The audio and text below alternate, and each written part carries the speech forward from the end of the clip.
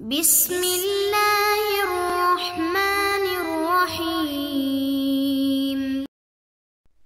نحمده ونصلی علی رسولہ الکریم والحمد للہ رب العالمین عن انس رضی اللہ تعالی عنہ ان رجلین من اصحاب النبی صلی اللہ علیہ وسلم خرجا من عند النبی صلی اللہ علیہ وسلم فی لیلۃ مظلمہ ومعهما مثل المصباحين بين أيديهما فلما افترقا صار مع كل واحد منهما واحد حتى أتى أهله. رواه البخاري من طرق وفي بعضها إن الرجلين أسيد بن حذير وعبادة بن بشر رضی اللہ تعالی عنہما. حضرت انس رضی اللہ عنہ سے روایت ہے کہ نبی کریم صلی اللہ علیہ وسلم نے نبی کریم صلی اللہ علیہ وسلم کے صحابہ میں سے دو آدمی ایک اندھیری رات میں نبی صلی اللہ علیہ وسلم کے پاس سے نکلے اور ان دونوں کے ساتھ ان کے آگے آگے چراغ جیسی کوئی چیز تھی. پس جب وہ دونوں ایک دوسرے سے جدا ہو گئے تو ان میں سے ہر ایک کے ساتھ ایک ایک چراغ تھا یہاں تک کہ ہر ایک اپنے گھر پہنچ گیا. بخاری نے اس حدیث کو کئی سندوں سے روایت کیا. ان میں سے بعض میں ہے کہ یہ دو آدمی اسید بن حذیر اور عبادہ بن بشر رضی اللہ عنہما تھے. تو اس حدیث میں دو صحابہ کرام کے اللہ پاک نے ان کی کرامت کو ظاہر کیا. تو اس حدیث میں ان کی اس کرامت کا ذکر ہے کہ سخت اندھیری رات میں آپ صلی اللہ علیہ وسلم کے پاس سے باہر آئے تو اللہ نے ان کی ایک لاٹھی میں روشنی پیدا کر دی.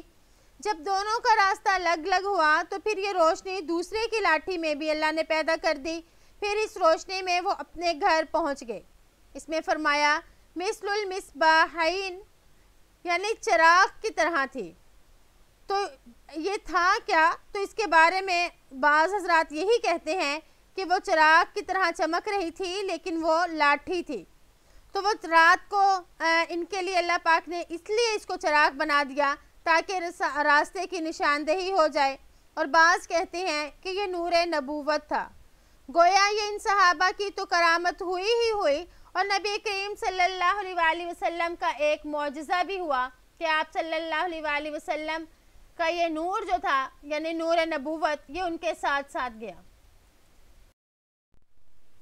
وعن ابی ہریرہ رضی اللہ عنہ قال بعث رسول اللہ صلی اللہ علیہ وسلم عشرۃ رہط عینا سریہ وامر علیہم عاصم بن ثابت الانصاری رضی اللہ عنہ فانطلقوا حتی اذا كانوا بالہدات بین اسقان ومکہ ذکروا لحج من حذیل یقال لهم بنو لحیان فنفر لهم بقریب من 100 رجل رام فاقتصوا آثارهم فلما أحس بهم عاصم وأصحابه لجأوا إلى موضع فأحاط بهم القوم فقالوا انزلوا فأعطوا بأيديكم ولكم العهد والميثاق أن لا نقتل منكم أحدا. فقال عاصم بن ثابت أيها القوم أما أنا فلا أنزل على ذمة كافر اللهم أخبر أن نبيك صلى الله عليه وسلم فرموهم بالنبل فقتلوا عاصما. حضرت ابو ہریرہ رضی اللہ عنہ سے روایت ہے کہ رسول اللہ صلی اللہ علیہ وسلم نے 10 آدمیوں کا ایک لشکر جاسوس بنا کر بھیجا اور ان پر عاصم بن ثابت رضی اللہ عنہ کو امیر مقرر فرمایا. پس یہ چلتے رہے یہاں تک کہ جب عصفان اور مکہ کے درمیان واقع حداد جگہ پر پہنچے تو حذیل کے ایک قبیلہ جس کو بنو لحیان کہا جاتا تھا اس لشکر کی اطلاع کر دی گئی. چنانچہ وہ فوراً 100 کے قریب تیر اندازوں کو لے کر ان کے مقابلے کے لیے نکل آئے اور ان کے نشانات قدم کے پیچھے پیچھے چلنے لگے. پس جب حضرت عاصم رضی اللہ عنہ ان کے ساتھیوں کو ان کی آہٹ محسوس ہوئی تو انہوں نے ایک جگہ پناہ پکڑی. پس بنو لحیان کے افراد نے ان کو گھیر لیا اور کہا کہ نیچے اتر آؤ اور اپنے آپ کو ہمارے حوالے کر دو. ہم تم سے عہد و میثاق کرتے ہیں کہ ہم تم میں سے کسی کو قتل نہیں کریں گے. تو عاصم بن ثابت نے کہا لوگوں میں تو بہرحال کسی کافر کے عہد پر نیچے نہیں اتروں گا، اے اللہ تو ہماری بابت اپنے پیغمبر کو اطلاع کر دے۔ پس دشمن نے ان پر تیروں کی بوچھاڑ کر دی اور حضرت عاصم رضی اللہ عنہ کو شہید کر دیا۔ وَنَزَلَ إِلَيْهِمْ ثَلَاثَةُ نَفَرٍ عَلَى الْعَهْدِ وَالْمِيثَاقِ مِنْهُمْ خُبَيْبٌ رضی اللہ عنہ وزید بن دسنہ رضی اللہ عنہ ورجل آخر فَلَمَّا اسْتَمْكَنُوا مِنْهُمْ أَطْلَقُوا أَوْتَارَ كِسِجِّهِمْ فَرَبَطُوا بِهَا قَالَ الرَّجُلُ الثَّالِثُ هَذَا أَوَّلُ الْغَدْرِ وَاللَّهِ لَا أَصْحَبُكُمْ إِنَّ لِي بِهَؤُلَاءِ أُسْوَةً يُرِيدُ الْقَتْلَ فَجَرُّوهُ وَعَالَجُوهُ فَأَبَى أَنْ يَصْحَبَهُمْ فَقَتَلُوهُ وَانْطَلَقُوا بِخُبَيْبٍ رضی اللہ عنہ وزید بن دسنہ رضی اللہ عنہ حتى باعوهما بمكة بعد وقعة بدر فابتاع بنو الحارث بن عامر بن نوفل بن عبد مناف خبیبا۔ اور 3 آدمی ان کے عہدوں میں ساق پر نیچے آئے، ان میں سے ایک خبیب رضی اللہ عنہ، دوسرے زید بن دسنہ رضی اللہ تعالیٰ عنہ اور ایک اور آدمی تھے۔ پس جب انہوں نے ان پر قابو پا لیا تو ان کی کمانوں کی تانتیں کھول کر ان سے ان کو باندھ دیا۔ تیسرے آدمی نے کہا یہ پہلی بد عہدی ہے، اللہ کی قسم میں تمہارے ساتھ نہیں جاؤں گا، میرے لیے ان مقتولین کا نمونہ ہے۔ پس دشمن نے ان کو کھینچا اور ان سے لڑے، لیکن انہوں نے پھر بھی ان کے ساتھ جانے سے انکار کیا، چنانچہ دشمن نے ان کو بھی مار دیا۔ حضرت خبیب رضی اللہ عنہ اور حضرت زید بن دسنہ کو لے کر چلے، حتیٰ کہ انہوں نے جنگ بدر کے واقعے کے بعد ان دونوں کو مکے میں بیچ دیا۔ پس خبیب رضی اللہ عنہ کو تو حارث بن عامر بن نوفل بن عبد مناف کے بیٹوں نے خرید لیا۔ وَكَانَ خُبَيْب رضی اللہ عنہ ہوا قتل الحارث یوم بدر فلبث خبیب عندهم اسیرا حتى اجمعوا على قتله فاستعار من بعض بنات الحارث موسى تستحد بها فعارته فدرج بنج لها وهي غافلة حتى أتاه فوجدته مجلسه على فخذه والموسى بيده ففزعت فزعة عرفها خبيب فقال أتخشين أن أقتله ما كنت لأفعل ذلك قالت والله ما رأيت أسيرا خيرا من خبيب رضي الله عنه فوالله لقد وجدته يوما يأكل كتفا من عنب في يدي وإنه لموثق بالحديد وما بمكة من ثمرة وكانت تقول إنه لرزق رزقه الله خبيبا۔ اور خبیب رضی اللہ عنہ وہ شخص تھے جنہوں نے جنگ بدر والے دن حارث کو قتل کیا تھا۔ پس خبیب رضی اللہ عنہ ان کے پاس قیدی کے طور پر رہے، یہاں تک کہ انہوں نے ان کو قتل کرنے کا فیصلہ کر لیا۔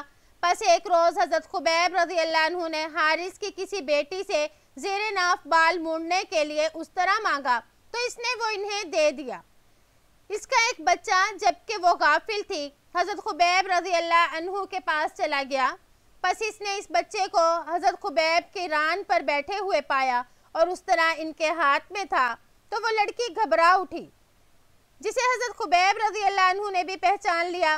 پس انہوں نے کہا کیا تو اس بات سے ڈرتی ہے کہ میں اسے قتل کر دوں گا؟ میں ایسا کام کرنے والا نہیں ہوں۔ اس لڑکی نے کہا اللہ کی قسم میں نے خبیب رضی اللہ عنہ سے بہتر کوئی قیدی نہیں دیکھا۔ پس اللہ کی قسم ایک دن میں نے انہیں انگوروں کا خوشہ ہاتھ میں لیے کھاتے دیکھا جبکہ یہ بیڑیوں میں جکڑے ہوئے تھے، اور ان دنوں مکے میں کوئی پھل نہیں تھا۔ وہ کہتی تھی کہ یہ ایسا رزق ہے جو خبیب رضی اللہ عنہ کو اللہ تعالیٰ نے دیا ہے۔ فلما خرجوا من الحرم ليقتلوه في الحل قال لهم خبيب دعوني أصلي ركعتين فتركوه فركع ركعتين فقال والله لولا أن تحسبوا أن ما بي جزع لزدت اللهم أحصهم عددا واقتلوهم بدادا ولا تبك منهم أحدا وقال پس جب دشمن ان کو حرم سے لے کر نکلے تاکہ انہیں ہل میں لے جا کر قتل کریں تو ان سے خبیب رضی اللہ عنہ نے کہا مجھے چھوڑ دو، میں 2 رکعت نماز پڑھ لوں۔ تو انہوں نے ان کو چھوڑ دیا اور انہوں نے 2 رکعتیں پڑھیں۔ پھر فرمایا اللہ کی قسم اگر یہ اندیشہ نہ ہوتا کہ تم گمان کرو گے کہ مجھے موت کے خوف نے گھبراہٹ میں ڈال دیا ہے تو میں اور زیادہ نماز پڑھتا۔ پھر فرمایا اے اللہ ان کی تعداد گن لے اور ان کو ٹکڑے ٹکڑے کر کے مار اور ان میں سے کسی کو باقی نہ چھوڑ۔ اور یہ فرمایا فَلَسْتُ أُبَالِي حِينَ أَقْتُلُ مُسْلِمًا عَلَىٰ أَيِّ جَنْبٍ كَانَ لِلَّهِ مَصْرَعِي وَذَلِكَ فِي ذَاتِ الْإِلَٰهِ وَإِنْ يَشَاءْ يُبَارِكْ عَلَىٰ أَوْصَالِ شِلْوٍ مُمَزَّعٍ۔ یعنی جب میں اسلام کی حالت میں مارا جا رہا ہوں تو مجھے کوئی پرواہ نہیں کہ کس پہلو پر اللہ کے لیے میری موت واقع ہوگی۔ میری یہ موت اللہ کی راہ میں ہے، وہ اگر چاہے تو کٹے ہوئے جسم کے اعضاء میں برکت ڈال دے۔ وَكَانَ خُبَیب رضی اللہ عنہ هُوَ سَنَّ لِكُلِّ مُسْلِمٍ قُتِلَ صَبْرَ الصَّلَاةَ وَأَخْبَرَ یعنی النبی صلی اللہ علیہ وسلم أصحابه یوم أصیبوا خبرهم۔ وبعث ناس من قریش إلى عاصم بن ثابت رضی اللہ تعالی عنہ حين حدثوا أنه قتل أن يؤتوا بشيء منه يعرف وكان قتل رجلا من عظمائهم فبعث الله لعاصم رضي الله عنه مثل ذلة من الدبر فهمته من رسلهم فلم يقدروا أن يقطعوا منه شيئا۔ حضرت خبیب رضی اللہ عنہ وہ شخص ہیں جنہوں نے ہر اس مسلمان کے لیے جس کو باندھ کر یا جکڑ کر مارا جائے نماز کا طریقہ جاری کیا، اور نبی کریم صلی اللہ علیہ وآلہ وسلم نے اپنے صحابہ کو ان کی خبر اسی دن دے دی جس دن ان کو شہید کیا گیا۔ قریش نے کچھ لوگوں کو عاصم بن ثابت رضی اللہ عنہ کی طرف بھیجا۔ جب ان کو بتلایا گیا کہ وہ قتل کر دیے گئے ہیں تو وہ ان کے جسم کا کوئی ایسا حصہ لے کر آئیں جس سے ان کی شناخت کی جا سکے کہ انہوں نے قریش کے بڑوں میں سے ایک بڑے آدمی کو قتل کیا تھا۔ تو اللہ تعالیٰ نے عاصم رضی اللہ عنہ کی حفاظت کے لیے بھیڑوں یا شہد کی مکھیوں، بھیڑوں کی ایک جماعت کو بادل کے سائے کی طرح بھیج دیا۔ پس انہوں نے قریش کے ان قاصدوں سے انہیں بچایا اور وہ اس بات پر قادر ہی نہیں ہو سکے کہ وہ ان کے جسم کا کوئی حصہ کاٹ لیں۔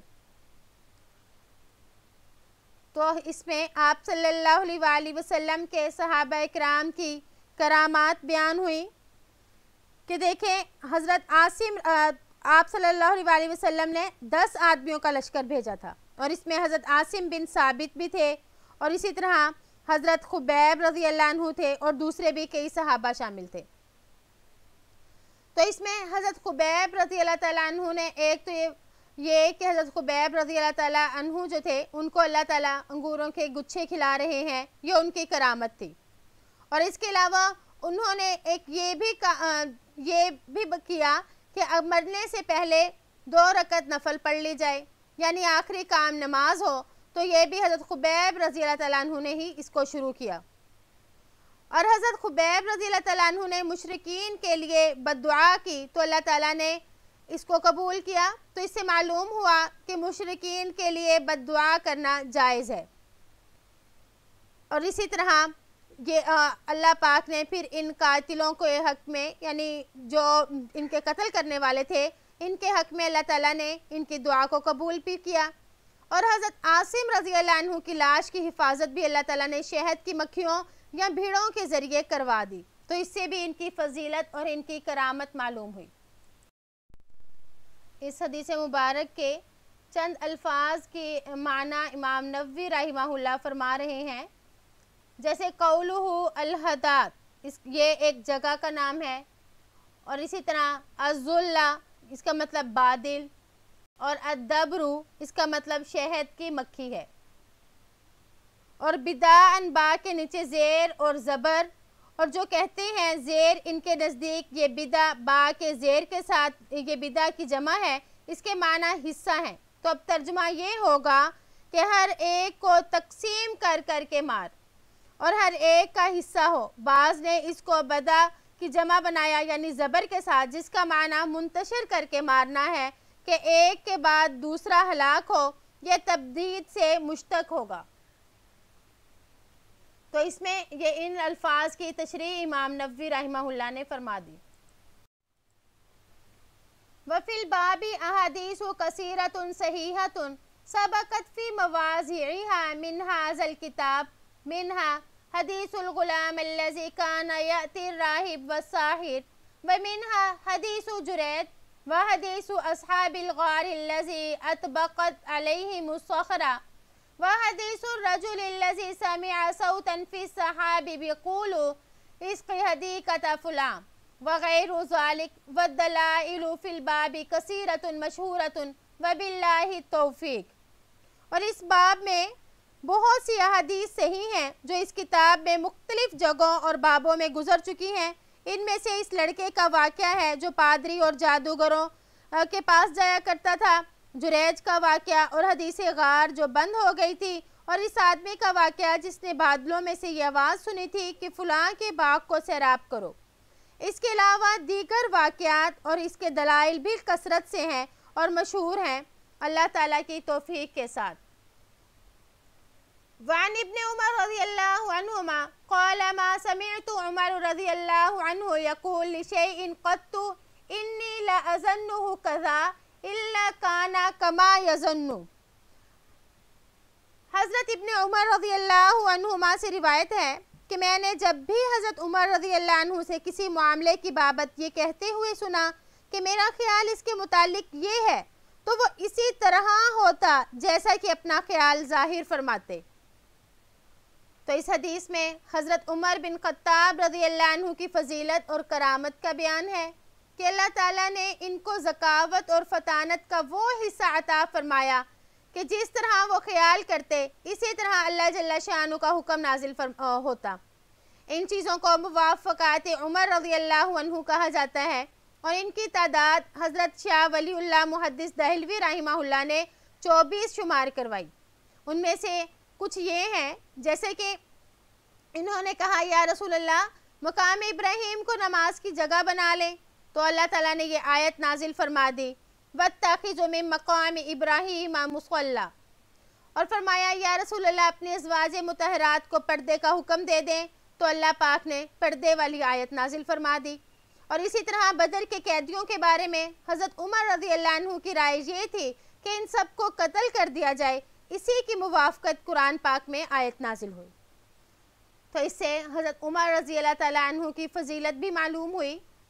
تو ہم نے اس باب میں اللہ پاک کے دوستوں یعنی اللہ تعالیٰ کے اولیاء جو تھے ان کی کرامات پڑھیں۔ امید ہے کہ آپ کو آج کا سبق سمجھ آ گیا ہوگا۔ السلام علیکم ورحمۃ اللہ وبرکاتہ۔